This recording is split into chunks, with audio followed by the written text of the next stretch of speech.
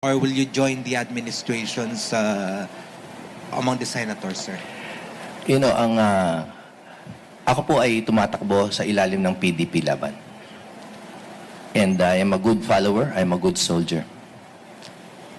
But I also believe in pursuing policies, no, instead of pure party lines.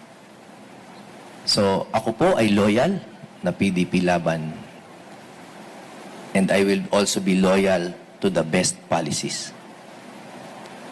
Sir, just a quick follow-up. Are you still loyal, sir, to the former President Duterte? Absolutely. Siya po ay aking kaibigan at ang isa po sa aking talagang layunin ay patibayan ng best of the Duterte principles.